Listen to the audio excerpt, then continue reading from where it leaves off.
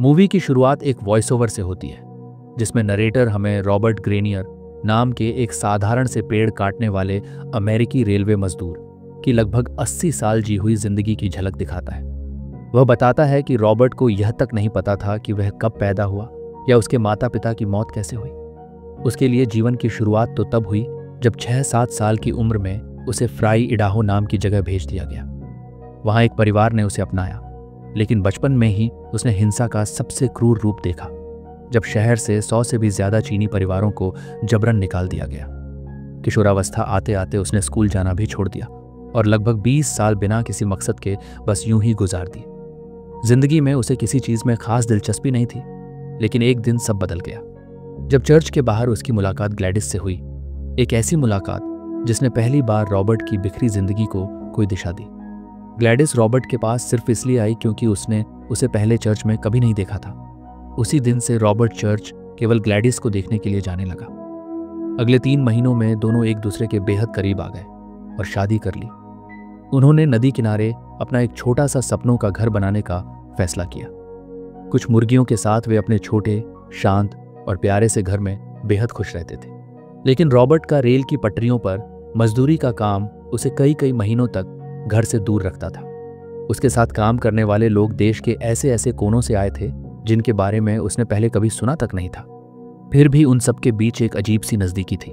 धीरे धीरे वे लोग रॉबर्ट के लिए एक अस्थायी परिवार जैसे बन गए। 1917 में जब रॉबर्ट अपने साथियों के साथ रेलवे कंपनी के लिए रॉबिन्सन ब्रिज का निर्माण कर रहा था, तभी अचानक कुछ मजदूर आए और उसके एक चीनी साथी को जबरदस्ती खींच कर ले गए।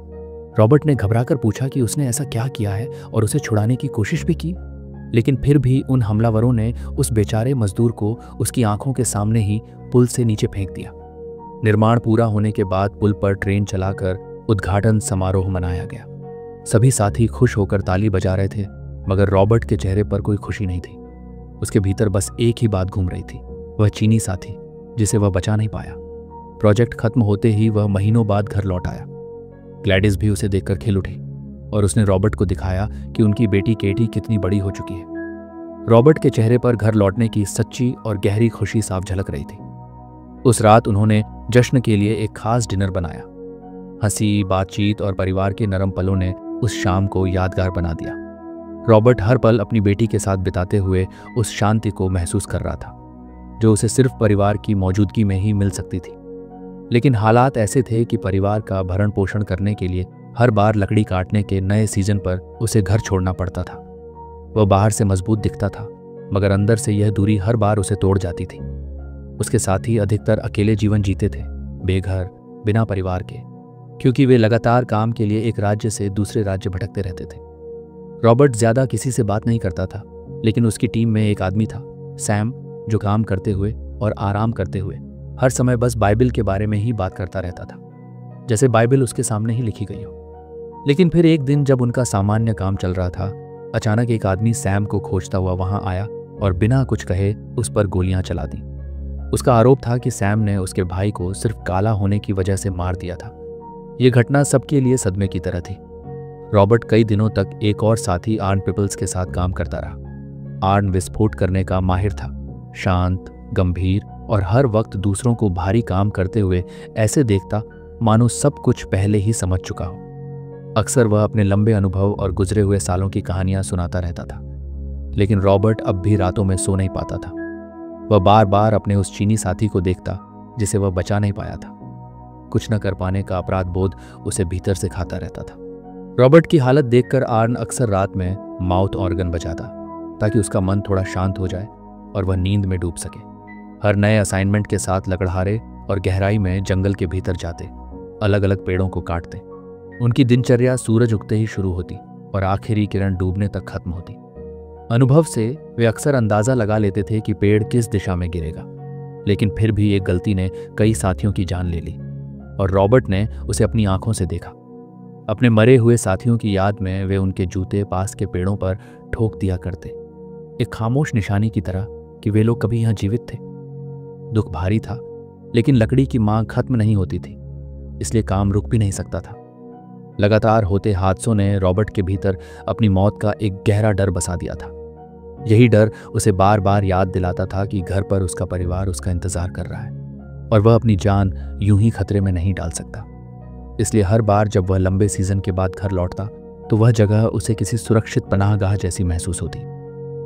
वह अपनी बेटी केटी के साथ जितना हो सके उतना समय बिताता, लेकिन भीतर ही भीतर उसे एहसास होने लगा था कि केटी बहुत तेजी से बड़ी हो रही है और वह उसके बचपन के वो अनमोल पल खोता जा रहा है जो जिंदगी में दोबारा कभी वापस नहीं आएंगे। एक रात ग्लैडिस ने धीरे से कहा कि क्यों ना मैं भी लकड़ी काटने के सीजन में साथ जंगल चलूं। मैं वहां मजदूरों के कपड़े धोकर कुछ पैसे कमा लूंगी और इस तरह महीनों दूर रहने की हमारी मजबूरी भी खत्म हो जाएगी। लेकिन रॉबर्ट ने मना कर दिया। जंगल उसे बेहद खतरनाक लगता था, खास तौर पर केटी के लिए। परिवार की सुरक्षा को सबसे ऊपर रखते हुए उसने पास के इलाकों में छोटे मोटे काम पकड़ने शुरू कर दिए ताकि घर से दूर न जाना पड़े। पैसों की तंगी जरूर थी और कम वेतन में जिंदगी मुश्किल से कट रही थी, लेकिन इन मुश्किल महीनों के बीच अपने परिवार के साथ बिताए वो कुछ पल रॉबर्ट के लिए बहुत कीमती थे। जैसे जिंदगी ने उसे थोड़ी देर के लिए ही सही चैन का एक ठहरा हुआ पल दे दिया हो। आखिरकार कई दिनों तक सोचने के बाद रॉबर्ट ने एक बड़ा और कठिन फैसला लिया कि वह एक आखिरी बार जंगल में लकड़ी काटने के काम पर जाएगा। लेकिन इस बार उसका मकसद बिल्कुल साफ था, जितना हो सके उतना पैसा बचाना, ताकि लौटकर वह ग्लैडिस के साथ मिलकर अपनी छोटी सी आरा मिल और खेती शुरू कर सके। ग्लैडिस का सपना था कि घर के पास ही उनका अपना काम हो ताकि रॉबर्ट को बार बार दूर न जाना पड़े। और अब पहली बार रॉबर्ट भी सिर्फ जिंदा रहने के लिए नहीं, बल्कि हमेशा के लिए अपने प्रियजनों के करीब रहने के सपने के लिए मेहनत कर रहा था। लेकिन इसी सपने के बीच एक दिन जंगल में हादसा हो गया। काम के दौरान पेड़ की एक भारी शाखा अचानक टूटकर उसके साथी आर्न पर गिर पड़ी। चोट इतनी भयानक थी कि कुछ ही दिनों में वे होश खोते खोते मौत की आगोश में समा गया। आर्न की मृत्यु पूरी टीम के लिए एक गहरा सदमा थी, लेकिन रॉबर्ट के लिए यह दर्द कहीं ज्यादा बड़ा था। उसने पहली बार अपने किसी इतने करीबी साथी को खोया था जो उसकी तन्हाई समझता था, रातों में माउथ ऑर्गन बजाकर उसे सुलाता था। उस पल रॉबर्ट ने महसूस किया कि जंगल सिर्फ पेड़ नहीं काटता, यह धीरे धीरे इंसानों को भी काट देता है। सीजन खत्म होते ही रॉबर्ट ट्रेन से घर की तरफ निकल पड़ा। थकान में वही पुरानी डरावनी यादें उसे फिर सताने लगी। लेकिन अचानक तेज शोर से जब उसकी आंख खुली तो खिड़की के बाहर उसने आसमान में उठता हुआ काला घना धुआं देखा। वह घबराकर अपने स्टेशन पर उतरा, लेकिन वहां पहले से ही अफरा तफरी मची थी। लोग जान बचाने के लिए भाग रहे थे। रॉबर्ट ने हड़बड़ाकर लोगों से पूछा, क्या किसी ने मेरी पत्नी को देखा है, मेरी बेटी? लेकिन कोई रुककर जवाब देने की हालत में नहीं था। धड़कते दिल के साथ वह जंगल की तरफ भागा, जहां बेकाबू आग सब कुछ निगलती जा रही थी। धुएं और लपटों के बीच वह अपने घर तक पहुंचने की कोशिश करता रहा, मगर आग ने उसका रास्ता बंद कर दिया। गर्मी असहनीय थी और धुआं उसके फेफड़ों को अंदर से जला रहा था। फिर भी वह आगे बढ़ने की कोशिश करता रहा, क्योंकि अपने परिवार के बारे में कोई खबर न होने का डर इससे कहीं ज्यादा भयानक था। सब कुछ जलकर राख हो चुका था। रॉबर्ट अपने घर के टूटे बिखरे अवशेषों के बीच बैठ गया, उन छोटी छोटी चीजों को हाथ में पकड़े जो कभी उसके परिवार की पहचान थी। अगले 2 हफ्तों तक वह हर नजदीकी गांव में भटकता रहा, इस उम्मीद में कि शायद ग्लैडिस और केटी कहीं मिल जाए, लेकिन उसे कोई सुराग नहीं मिला। आखिरकार थक कर वह वहीं लौट आया, अपने जले हुए घर के पास, जहां उसने उन्हें आखिरी बार छोड़ा था। उम्मीद की एक छोटी सी लौ अभी भी उसके भीतर जल रही थी कि शायद किसी दिन वे लौट आए। दिन रात वह अपने परिवार के साथ बिताए हर पल को याद करता रहा। उसे लगता था कि यह सब उस श्राप का हिस्सा है, उस चीनी साथी की मदद न कर पाने का बोझ जिसे उसकी आंखों के सामने पुल से नीचे फेंक दिया गया था। उसी दौरान जैक नाम का दुकानदार, जो रॉबर्ट का पुराना परिचित था, उसे खाना और साथ देने के लिए मिलने आता रहा। एक दिन रॉबर्ट उससे टूटकर कह बैठा कि शायद ग्लैडिस और केटी कभी नहीं लौटेंगी, और उसके सामने ही फूट फूट कर रो पड़ा। फिर भी उम्मीद की आखिरी टिमटिमाती लौ में भरोसा रखते हुए रॉबर्ट ने वहां एक छोटी सी झोपड़ी बनाना शुरू कर दिया, ताकि अगर कभी उसका परिवार लौटे तो वह उनके लिए पहले से तैयार रहे। एक दिन रॉबर्ट को अपनी टूटी फूटी झोपड़ी में एक प्यारी सी डॉग दिखाई दी, जो अपने नन्हे नन्हे पिल्लों के साथ वहां आकर शरण ली बैठी थी। रॉबर्ट ने बिना हिचक उन्हें अपना लिया, उनकी देखभाल की। उनका आना रॉबर्ट की खामोशी में भी जैसे फिर से जिंदगी सी भर गया। तभी जैक भी धीरे धीरे उसका साथी बन गया, उसका दुख बांटता, उसके साथ चलता।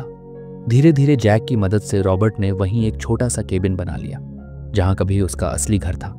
सालों तक ग्लैडिस और केटी के लौट आने का इंतजार करने के बाद वह दोबारा लकड़ी काटने के काम पर वापस गया, लेकिन अब उसकी ताकत पहले जैसी नहीं थी। उसके नए जवान साथी भी उसे सिर्फ एक बूढ़ा मजदूर समझते थे। उनके लिए रॉबर्ट कोई इंसान नहीं, बस एक धीमा और बेकार सा कामगार था। इसलिए वह वापस लौट आया अपने उसी छोटे शांत घर में, जहां भले ही अब उसकी पत्नी और बेटी नहीं थी, लेकिन उसकी डॉग ने खुशी से उछलकर उसका स्वागत किया। वह गांव में ही छोटे मोटे काम करने लगा और धीरे धीरे उसने थोड़े थोड़े पैसे जोड़कर 2 घोड़े और एक गाड़ी खरीदी। उन्हीं की मदद से उसने सामान और सवारी ढोने का काम शुरू कर दिया।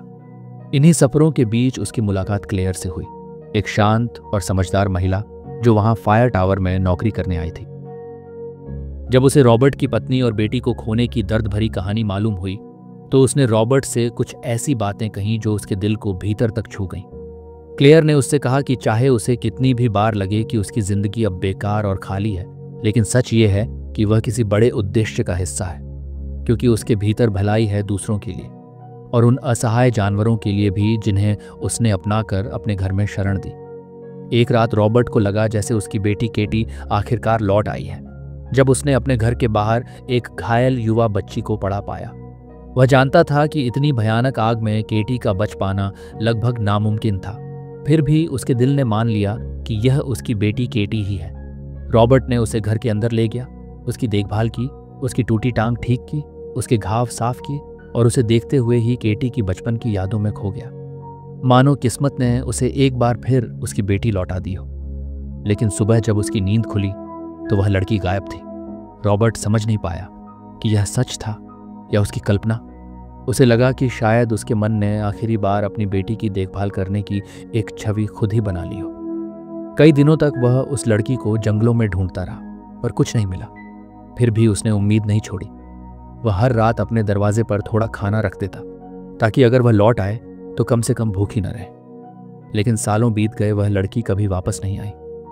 अपनी जिंदगी के अंतिम वर्षों में रॉबर्ट ट्रेन पकड़कर नजदीकी शहर स्पोकेन जाने लगा, तेजी से बदलती हुई दुनिया को देखने लगा। इसी दौरान एक दुकान की खिड़की से उसने टेलीविजन में एक अंतरिक्ष यात्री को पृथ्वी का चक्कर लगाते देखा। वहीं एक जगह उसने कई सालों बाद आईने में अपना चेहरा देखा। उसे महसूस हुआ कि अब वह थोड़ा बहुत अपनी जिंदगी को समझने लगा है, लेकिन अब जिंदगी उसके हाथ से फिसल चुकी थी। इसी दौरान एक बाइप्लेन में उड़ान भरते हुए उसने पहली बार आसमान से दुनिया को देखा। उस विशाल नीले विस्तार में उसे महसूस हुआ कि वह भी इस दुनिया का ही एक हिस्सा है, और सालों की पीड़ा के बाद इस ऊंचाई में आखिरकार वह अपनी उन यादों को गले लगाना सीख गया जिन्होंने उसे कभी खुशी दी थी, और उन्हीं में उसने कुछ शांति पा ली। अंत में 1968 की एक शांत रात रॉबर्ट अपने उसी पुराने घर में सोते हुए शांतिपूर्वक इस दुनिया से विदा हो गया, जहां उसने उम्र भर अपनी पत्नी और बेटी का इंतजार किया था। वह चुपचाप चला गया, शांत, अकेला और लगभग अनदेखा, ठीक उसी तरह जैसे उसने अपनी पूरी जिंदगी गुजारी थी। इसी के साथ मूवी यही खत्म होती है। उम्मीद है आपको कहानी अच्छी लगी होगी। कहानी अच्छी लगी हो तो चैनल को सब्सक्राइब कीजिए। Thank you.